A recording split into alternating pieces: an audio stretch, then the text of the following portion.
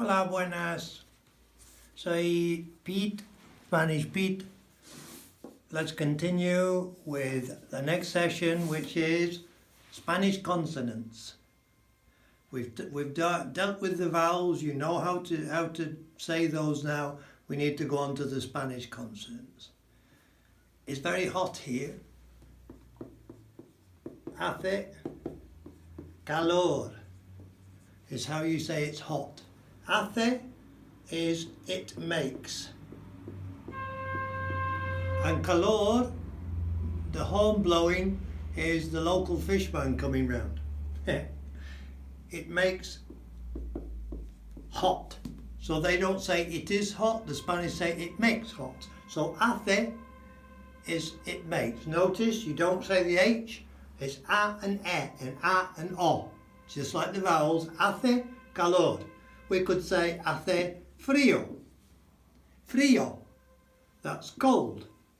So if we say it's cold, hace frío, it makes a lot of cold. If we want to say it's very cold, hace mucho. Hace mucho frío.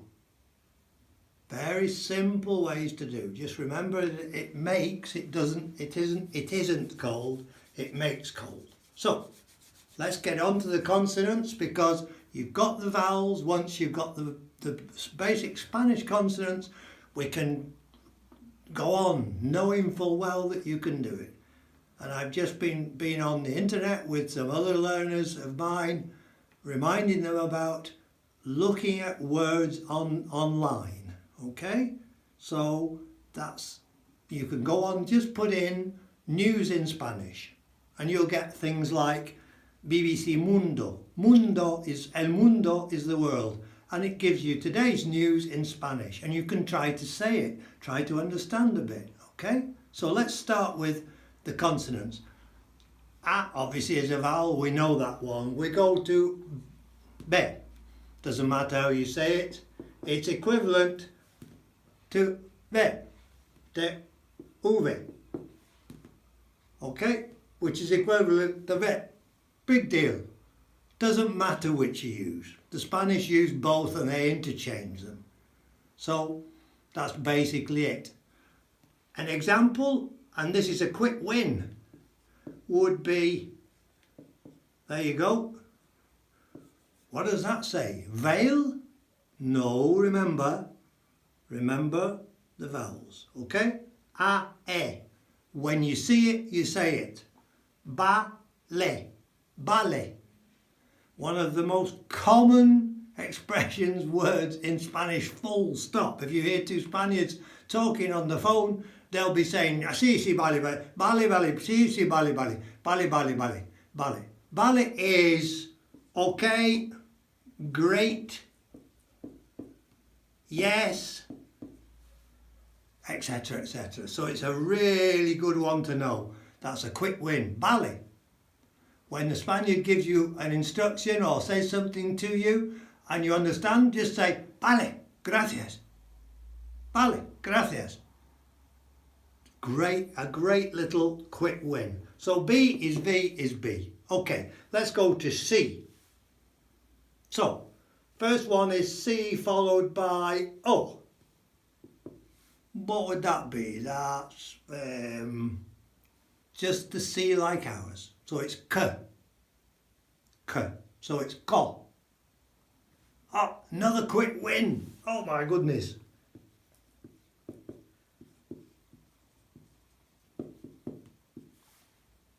Me. It's not me. That's one that's going to catch all of you, and it's just, you just have to get used to it. It's me. That means to me. Cobra. Just like the snake. Cobra, not cobra. Oh, no. Cobra. And that's what you say when you're in a bar and you've had some drinks, or you've had a tapas and so on and so forth. We'll deal with that in other sessions. Me cobra. Not la cuenta, por favor. None of that. The Spanish don't do that. That's exam Spanish. La cuenta, por favor. Me cobra. It means one charges to me. In other words, How much is it, mate? Me cobra. Every Spaniard does that. So there's another quick win. And C-O is co. Okay? So C-A is ca. Just the same way as anywhere. We've just done it, haven't we? Where we go, I've just rubbed it out. Calor. Calor. So it's C-A is ca. Now we come to the next vowels, and that's C-U. That's cu. Okay? So that's how the Spanish do what we think of as qu. So if they wanted to say quarter, we would write it Q-U-A-R-T-E-R. They do quarter as cuarto. Cuarto. That's quarter. So when you see a Q and a U in Spanish, you'll see a bit later on in this little session, it's a K sound, not a Q sound, okay? So CU is Q. That's how they do it. Now we come to the other two variations. C is a very important consonant in Spanish because it's got lots of variations. So we can now go to CE. Okay, so that is th sound. Or if you want to learn the Latin American way, or a s sound. And you can talk about that all day. Honestly, I learned and I teach and help people in Castellano, Castilian Spanish. That's mainland Peninsular Spain. It's not the correct way, it's the way that most Spanish speak it, but Spain has 4 zones. We'll talk about that another time, where they speak Basque, they speak Catalan, they speak Andaluz. There are variations, just like there are in the UK. So from this point of view, you could say th or s. I think if I was learning it now, like perhaps you are, I would go for the s, because of things like centre. Let's do centre. The English word, centre. Okay? In Spanish, it's almost the same. Centro. Or centro. So you'll hear me say centro, because that's the Spanish I speak for the last 20 years.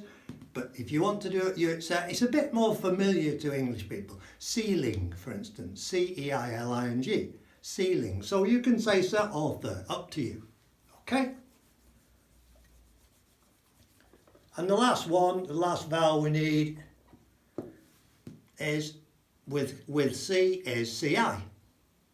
Remember that I is E sound, double E, not too long, E. So we did it in the vowels. Let's do 5, and that is, and it uses 2 of the C words, C letters. That's cinco, cinco, not cinco, not cinco. They won't understand. It's cinco. Wide mouth frog. Or cinco. Any Spaniard anywhere in the world will understand both of those. So if you want to use the S for the CE and the CI, that's perfectly fine. So every time you see a C followed by an I, or a C followed by an E, then the E or the I following, that turns it into a th sound or a s sound. Okay? Let's go on.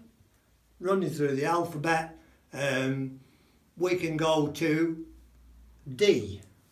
That's just the same. Why am I bothering with D? Because D is an important consonant at the end of words. Okay? So there's a quick win here as well. So when you see a D on the end of a Spanish word, drop it. Just like you would in English normally in any word. So if I wanted to say, if we were saying, I can't write now, as usual. That's the English. Trinidad. Trinidad. Oh, what's it in Spanish? Same word. Same word, but they say Trinidad. Trinidad. That's how you... So Madrid isn't Madrid in Spanish, it's Madrid. It's Madrid. That's important because of the pronunciation. So whenever you see a D on the end of a Spanish, on the end, not in the middle, on the end of a Spanish word, it's a sort of a type of effect. So that's why I mentioned D. At the front of a word, in the middle of a word, it's just the same as English. Okay, let's go on. Next one, again, just an odd thing. F is the same as F in English. Just to mention that it's the equivalent of PH in Spain. So the pharmacy is farmacia. Farmacia. F. So when you see that, it's the same as PH. Okay? That's just, they use it that way. This is it. We'll keep coming back to all of these things. So, we're on to G. G. G-O, same as ours. Example, somebody fat, overweight is gordo. Gordo. It's not gordo. It's not gordo. And listen to the way I say it. It's gordo. Gordo. It's not as strong a G as ours. So our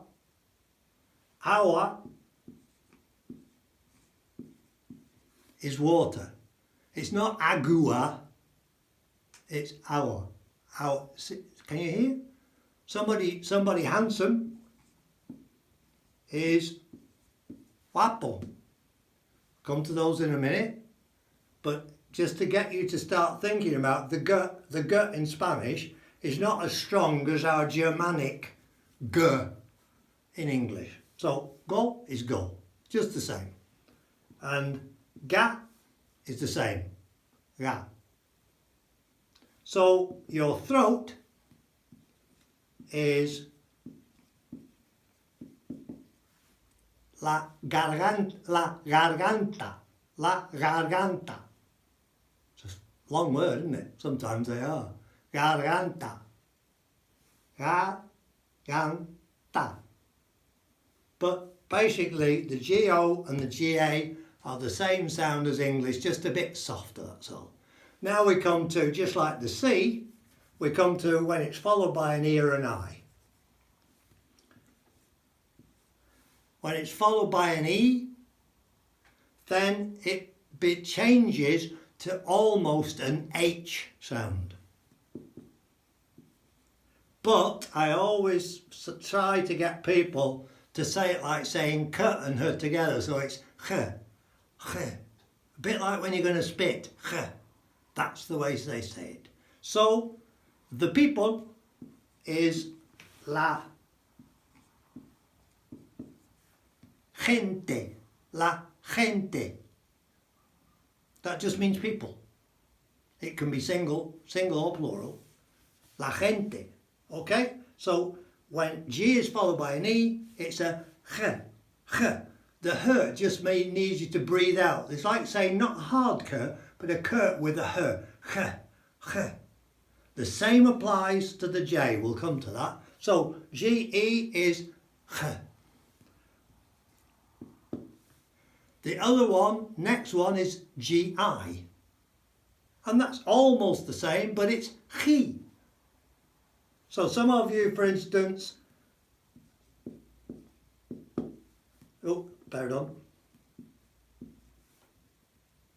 Yeah, so that's che, that's chi, chi. Some of you might have flown into what you might think the airport in above Barcelona, it's called Girona. It's not, it's called Girona, Girona, Girona. Notice, wide mouth, short delivery, short legs, not Girona, That will never be understood. Girona. So it's chi. So when you see a GE or a GI, it's a ch sound. Other times it's a gut like ours, but not quite as strong. And let's do the last bit on G, because the G and the C are probably the most complicated consonants that you'll meet in Spanish. So let's get them sorted out as to how they should be. Yeah? So the last one is GU. Well, that's goo. GU followed by plus an E or an I is equals a G sound. Slightly softer, but the G. So the U disappears. So it's a bit awkward to understand. So let's say we say the war. La guerra. Guerra. It's GU plus an E, look. So that's a G. It doesn't convert it to a Ch. No. It's GU, but you don't say it like a gua. This causes all sorts of problems, but once you just get this fixed in your mind, it's easy. So we're talking about GU as a unit. GU followed by an E or an I is just a G sound. Another one would be garden peas.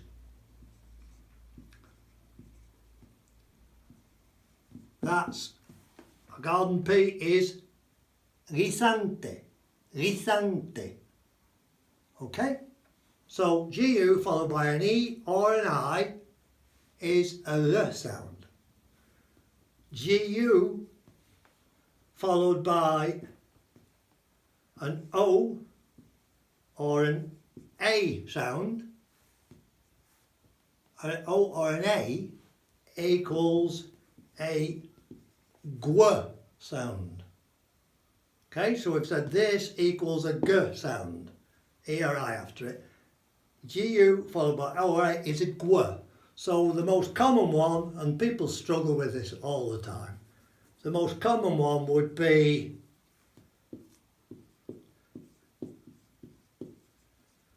the airport in Los Angeles, or here, La Guardia Civil. La Guardia Civil. Okay? Guardia Civil. So it's a GW sound because it's followed by an A. So you've got that sorted out. That's it. Yeah? You've got that sorted. The GU followed by an O doesn't really exist. So GU followed by an E or an I is a G sound. So it's a la guerra or guisante. But when the GU is followed by an A, it's a GW sound, like La Guardia Civil. So that's sorted for you. Okay. Carrying on so that we go through it, and we'll be coming back through all of these, but you need to learn these, okay? So the next one is H, and I hope you now know what H is. It's nothing. You don't say it. End of. J is just the same as I was saying with the GE or the GI, but the J just on its own is that. The J is a H sound. Say H if you have to, like haka, but try to say haka. The market town at the end of the valley here is called Haka. So it's haka. It's mostly H, but with a little bit of K if you can. If you're in any doubt at all, just say it as an H. Say an H that's spoken, not the other one, okay? So there's lots of those. There's, for instance, ham. Ham in Spanish is jamón. Jamón or jamón. Doesn't matter, just say loud. So that's the J. K in Spanish doesn't exist. The K sound is made by the C, depending on what it is. Or, if it's a CE or a CI word, it doesn't work, does it? Because it becomes th. So what do they do then? Okay, what they do is when they want a K sound, but the next letters are E or I, that's when they use QU, like I said before. So que is what? Que no. There's no way. Que no. Que me dice? What are you talking about? So they use Q, U, as a unit.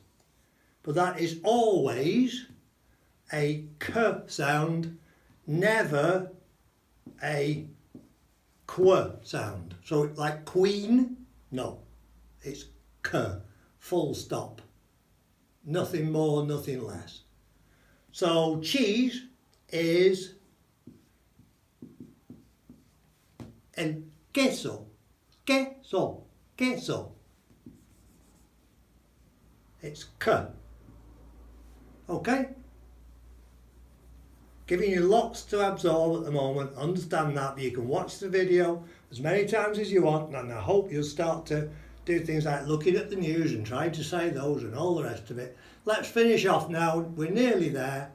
Okay, we go now to L. L is L, L. Double L, certainly for now, and for the rest of your days if you want. It's a Y sound. Okay? That's it, basically, normally. So, my name is, you want to say that? Me llamo. Okay? It is not me. That's just your English head thinking. It's me. If me exists in Spain, in Spanish, it's my, but it's spelt with an I, because remember, the I is an E sound. So mi nombre es, my name is, mi am I. Me is to me, we'll do that, don't worry. So double L is Y, me llamo. To me, it calls. I call myself, yeah?